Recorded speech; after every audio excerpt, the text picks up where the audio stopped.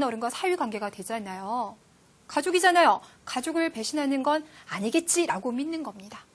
자, 이런 식으로 해서 각 지역 아주 힘 있는 호족들과 많이 결혼해서요. 좀 많아요. 몇 분? 29명. 우리 제자들 막 다른 거 외우는 건 되게 힘든데요. 그런 거 외우는 건 금방 잘 되죠. 그렇죠? 우리 역대 왕들 중에서 가장 왕비가 많은 29명. 우리가 이것을 바로 뭐라고 하냐면요. 혼인 정책을 통해서 호족을 포섭하였다라고 이야기를 합니다. 되셨어요? 자, 그런데 선생님, 만약에 그 호족에게 딸이 없으면 어떡해요? 아들과 이럴 때는요, 그 아들에게 관직을 주거나 아니면 여러분들, 이 당시에는 성을 가진 사람이 많다고 그랬습니까? 적다 그랬습니까? 적어요. 그렇죠? 조선시대가 되었지만 대부분 사람들이 성을 가지게 되는데요. 그런데 여러분들, 성도요, 그냥 성이 아니라 왕과 똑같은 성을 가지게 된다고 하십시다. 엄청난 영광인 거죠. 그렇죠? 그러니 왕이 어떻게 하나? 그렇다면 당신이 나를 위해서 충성을 하였으니 내가 왕시성을 내려주겠다라고 하는 겁니다. 됐나요? 자, 이런 방법들을 통해서 결국 호족을 자기 편으로 끌어들이죠. 자, 우리는 이것을 바로 뭐라고 하냐면 포섭이라고 해요. 역사 공부할 때 이제 새로운 용어들이 조금 낯설 것 같은데요. 우리 조금씩만 이렇게 봅시다. 포섭이라고 하면 내 편으로 끌어들이는 겁니다. 되셨나요? 그런데 여러분들 너무 이렇게 자꾸만 관직도 주고 왕시성도 주고 그렇게만 해서는 안 돼요. 혹시 그들이 또 나를 무시할 수가 있잖아요. 그래서 언제든지 절대 긴장하지 마, 배신하면 안 돼 라면서 긴장감을 줘야 되는데 그러기 위해서 그가 실시한 방법이 있습니다. 바로 뭐냐면 기인제도라는 거예요. 자, 따라해 주세요. 뭐라고요? 기인제도. 기인제도. 이게 바로 뭐냐면요. 호족들의 아들들 있죠. 그 아들들을 왕궁에 이제 머무르게 하는 거예요. 수도 계경으로 데리고 오는 겁니다. 이제 뭐 겉으로 말해서는 이제 왕을 보필한다, 왕주위에 있는다라는 거지만 그 밑에 숨어 있는 의도는 당신의 아들이 내 옆에 와 있으니 함부로 나를 배신하지 말아라. 그런 의미가 되는 거죠. 됐어요? 그러면 앞에서는 뭔가를 막 주면서 내 편으로 끌어들이는 포섭이지만 여기 나와 있는 건 긴장해, 배신하면 안 돼 라고 말하고 있잖아요. 뭐 하고 있는 겁니까? 견제하고 있는 겁니다. 되셨을까요? 네. 자, 태조는 바로 이런 방법을 통해서 이제 나라를 슬슬 이제 안정을 시켰어요. 자, 그리고 또 하나. 이분 여러분들 나라 이름 지을 때 고민 많이 했을 거라고 얘기했었죠. 그렇죠? 맞아요. 아이들이 태어나면 이 이쁜 아이한테 무슨 이름을 지어줄까? 여러분 부모님이 고민하셨듯이 내가 세운 이 나라 무슨 이름을 할까 고민하다가 고려라고 하였습니다. 고려는 어떤 의미를 가지고 있죠? 그렇죠. 고구려라는 의미를 가지고 있습니다. 흔히 왕건은 처음부터 나는 비록 신라가 차지했었던 이 지역을 일단 통일하는 거지만 나는 앞으로 고구려가 차지했던 저 위쪽까지도 가겠어 라고 하는 걸 처음부터 다 생각을 하고 있었어요. 되셨나요? 자, 그럼 생각해 보세요. 지금 이제 지도가 있다고 생각합시다. 원래 지금 고려 영토는 대동강 아래쪽이죠. 근데 계속 위로 올라가야 돼요.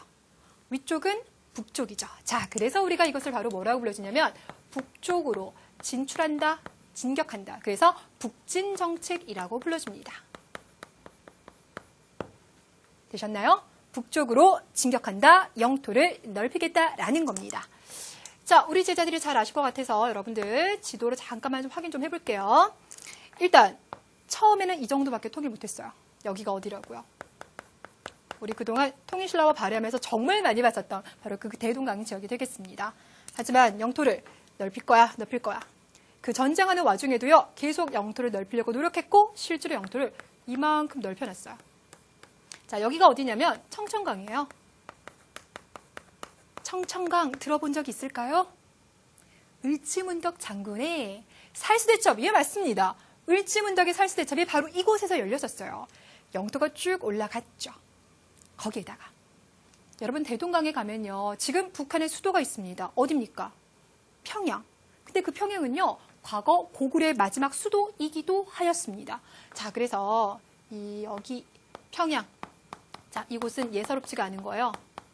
그래서 뭐라고 하냐면 여러분 역사 공부할 때요, 도시나 이런 지역 명칭에 경자가 붙으면요, 그냥 보지 마세요. 뭔가 되게 의미가 있는 곳이다 라고 생각하시면 돼요. 대표적인 게 발해의 상경, 고려의 개, 경이 되는 거예요.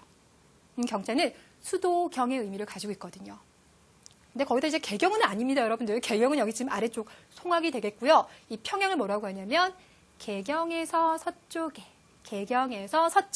있다라고 해서 서경이라고 불러줘요. 그래서 이제 뭐라고 하냐면 앞으로 고려의 왕들은 1년에 100일 정도는 이곳에 와서 영토 넓힐 생각 항상 하거라라고 이야기를 합니다. 하나만 더. 여러분, 대동강 위쪽에 원래 발해가 있었어요. 근데 발해가 멸망했죠. 누구 때문에? 1번 거란족, 2번 말갈족. 누굴까요? 그렇죠. 거란족 때문이에요. 자, 그래서 그 이후에 거란족이 이 지역을 차지하고 있는데요. 왕건 같은 경우는 이 거란족에 대해서 좋은 감정을 가질 수가 없습니다. 그렇죠. 자, 그래서 어떡하냐? 거란족은요, 왕건이 나라 세우자 사신도 보내주고요. 낙타 50마리. 우리에게 없는 특별한 선물을 보내줬죠. 근데 왕건은 싫어라고 합니다. 결국 그래서 사신은 귀양 보내버리고요. 낙타 50마리는요. 개경에 가시면 만부교라는 다리가 있는데 거기서 굶겨 죽였어요. 그럼 정리하면 뭐가 될까요? 거란족을 배척하였다. 밀어냈다. 거란족을 배척하였다라고 이야기할 수 있습니다. 되셨나요? 자, 여러분 여기서 정말 제가 중요한 거 다시 한번 강조합니다. 시험이고요. 여러분이 공부하실 때 꼭꼭꼭꼭 나오는 거. 바로 뭐다? 태조는요. 혼인 정책을 통해서 호족을 호섭하였다라는 거. 시험에 꼭 나옵니다. 자, 그리고 북진 정책을 통해서 영토를 넓히려고 했었다라는 거. 되시겠어요? 자, 그런데 이분은요. 돌아가신 이제 그날까지 내가 세운 이 고려가 정말 잘 다스려져야 될 텐데 걱정이 너무 많으신가 봐요. 정말 이제 고려를 사랑하는 마음이 너무 커요. 그래서 앞으로 다음에 될 왕들은 이것을 반드시 따라라 라면서 일종의 이제 유언 같은 걸 발표를 해요. 이것이 바로 훈요 10조입니다. 뭐라고요? 훈요 10조. 자, 그 훈요 10조의 내용을 보면요. 자, 왕건의 또 다른 생각들을 우리가 엿볼 수가 있겠죠? 살펴볼게요. 자, 모두 4가지를 볼 텐데요. 먼저 첫 번째. 우리나라의 대업은, 그러니까 이 고려가 나라도 세우고 후삼국을 통일했던 것은 부처님의 곁에서 보호하고 지켰기 때문이다. 그러니 불교를 장려하라.